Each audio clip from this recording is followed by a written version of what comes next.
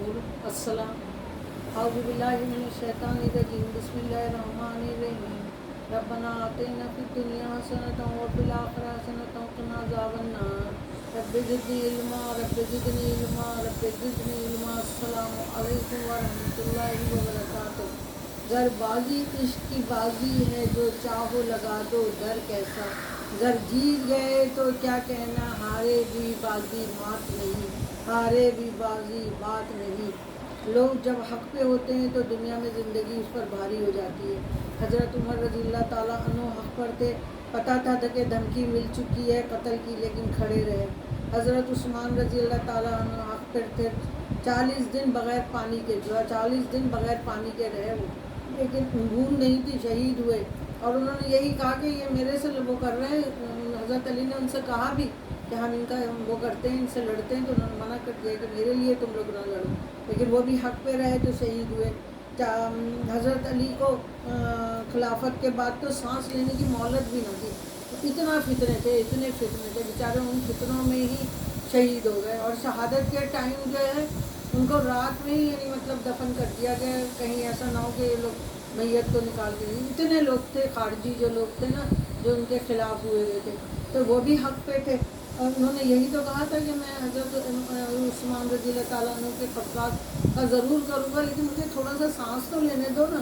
لیکن یہ ہے کہ ان کی بھی اور ان کی یہ ہے کہ سر کٹا دیا۔ اب اس کے بعد حضرت امام حسن ان کی بھی بیوی نے ان کو زہر دے دیا، اور وہ حق کے اوپر ہی اللہ کے ہاں چلے گئے، کیونکہ انہوں نے حضرت معاویہ سے باقاعدہ بیعت کی تھی اس بات پہ کہ آپس کی لڑائیاں نہ ہوں۔ حضرت امام حسن نے اتنا بڑا کام کیا تھا، رسول صلی اللہ علیہ وسلم نے کہا تھا دو اسلام کے ان کے اندر یہ جو ہے میرا نواسا یہ وہ کرے گا، صلح کرائے گا۔ اس کے بعد آپ دیکھیں کہ حضرت امام حسین وہ بھی حق کے خاطر، وہ بھی حق تھی نا، حق کے خاطر جو بھی ہوتے ہیں وہ سر کٹا دیتے ہیں۔ سقراط کو زہر کا پیالہ دیا، اس نے وہ پیالہ پی لیا، لیکن اس نے کہا کہ میں اپنے اس کو نہیں بدلوں گا، جو اس زمانے کے وہ تھے ان کو بدلنا چاہ رہے تھے، تو نظریات پہ سمجھوتا نہیں کروں گا۔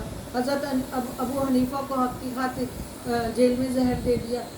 حضرت امام مالک کو بھی حق پر ٹھہرنے نہ دیا اور مار دیا۔ حضرت امام حنبل کے تو جسم پہ اتنے کوڑوں کے نشان تھے، لیکن انہوں نے کہا کہ میں یہ نہیں کہوں گا کہ قرآن جو ہے مخلوق ہے۔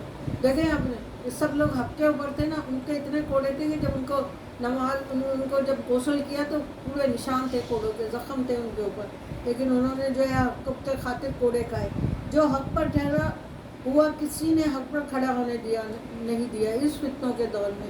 مظالم کی حد سرحد پر بھی عبوری تھی، قیامت خود بتائے گی قیامت کیوں ضروری تھی۔ اور ابھی بھی 2025 میں ہمارے خاندان پر قیامت ٹوٹ پڑی۔ ہمارا پیارا سا بھائی خواجہ شرف الاسلام، صبح جب خبروں میں ٹی وی کھولا تو پتہ چلا کہ بھائی خواجہ شرف الاسلام کو قتل کر دیا گیا ہے۔ اور اب ہمیں نہیں رہا، قیامت گزر گئی، وہ خوبصورت چمکدار چہرہ، وہ بولتی آنکھیں جو حق پر ڈٹ جاتی تھی، قیامت گزر گئی ہم سب پر، بہت سارے لوگوں پر جن کا وہ مسیحا تھا، اس کو کسی کو تو قیامت کہتے ہیں، لیکن نہیں، قیامت تو اس کو کہتے ہیں جو چیزیں اس کے بارے میں پھیلائی جا رہی ہیں وہ ہے قیامت ہمارے اوپر۔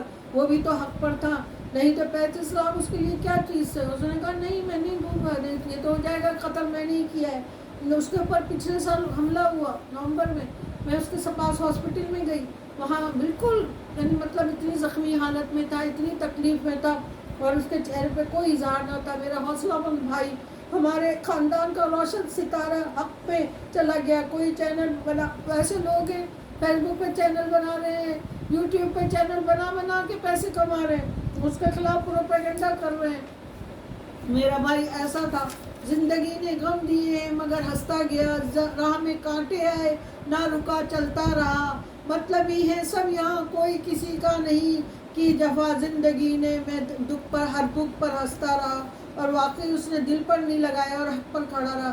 کہتے تھے شمس کچھ اپنا خیال کرو، قاتل جو پچھلے سال قاتل مجھے کہہ کے گیا تھا کہ میں تم کو مار دوں گا، تمہیں دھمکی دے کے گیا، لیکن وہ کہتا تھا جو رات قبر میں وہ دنیا میں نہیں ہے، اور واقعی چلا گیا۔ وہ میرا تہجد گزار بھائی جس کا چمکدار چہرہ گواہی دے رہا ہے کہ یہ سب غلط ہے، اس کی بیوی بھی یہ بھی کوئی نہیں سوچ رہا کہ اس کی بیوی جو ہر وقت اس کے ساتھ ہوتی تھی اس کے بغیر ہو گئی ہے، اس کا ساتھی زندگی کا چلا گیا، اس کا غم، اور یہ نئے غم وہ لگا رہے ہیں لوگ۔ یہ دیکھو کتنی یعنی تکلیف دے رہے ہیں۔ وقت تھم تھم کے مگر بڑھتا رہا، ظلمتوں کا سلسلہ چلتا رہا، وقت تھم تھم کے مگر بڑھتا رہا، احترام آدمیت کی ہے جس نے بات، پھر لہو اس کا بہتا رہا، پھر لہو اس کا بہتا رہا۔ اس کا زندگی بھر کا غم، اور دنیا والے زخموں پر مرہم لگانے کے بعد مرچیں چھڑک رہے ہیں۔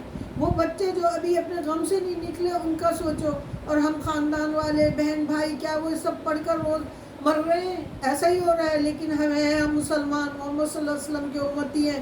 ہمارا خاندان پہلے بھی ایک بھائی اسی طرح کھو چکا ہے، میرے چچا کا گھرانہ تو دوسرا زخم لگا ہے، اور چچا بھی وہ گولیاں کھا کر 5 سال زندہ رہے۔ ابھی بھی ان جھوٹوں لوگوں سے التجا نہیں کریں گے، کیونکہ ایسا کر رہے معاملہ کریں گے، اللہ سے مقابلہ کریں گے۔ ایک شمس ہمارے خاندان کا یہ ہے، ہم سب سینہ تان کر سر اٹھا کر کہیں گے ایک جگمگاتا ستارہ ہے، وہ تو جگمگا رہا ہے ہر دل میں، اور جو ایسا کر رہے ہیں یقیناً رکھنے والا حساب اللہ ہے۔ قیامت کا روز ہوگا، حشر کا میدان ہوگا، اور مجھے یقین ہے ان سب کو جو لوگ جواب دیں گے کہ میرا بھائی سینہ تان کر کھڑا ہوگا کہ حق پر لڑتا ہوا دنیا سے آیا ہوں، اور یہاں پہ بھی سینہ تان کر تمہارے جواب دینے کے لیے کھڑا ہوں۔ رفتہ رفتہ میں نے زندگی کو سمجھا، پتہ چلا کہ زندگی تو صبر کے سوا کچھ نہیں۔ کوئی بچھڑ گیا تو صبر، کوئی روٹ گیا تو صبر، کسی نے کردار پر انگلی اٹھائی تو صبر، جو مانگا وہ نہ ملا تو صبر، اور میرا بھائی گیا تو پھر سب اس پر انگلی اٹھانے والوں پر صبر۔ ہم لوگ تو صبر کر کر کے انشاءاللہ تعالی ہمارا صبر وہ نہیں ہوگا، اور ہم مضبوط، ہم لوگ جو ہے سامنے کھڑے ہوئے اپنے بھائی کے لیے، ہم بھی قلم اٹھا لیتے ہیں۔ میں نے بھی اپنا قلم اٹھا لیا اور اپنے بھائی کے لیے، مجھے پتہ ہے کہ یہ سب اس نے نہیں کیا ہوگا جو سب آ رہا ہے اور جو لوگ پھیلا رہے ہیں۔ پلیز پلیز پلیز بخش دیں، بخش دیں، بخش دیں۔ اللہ حافظ۔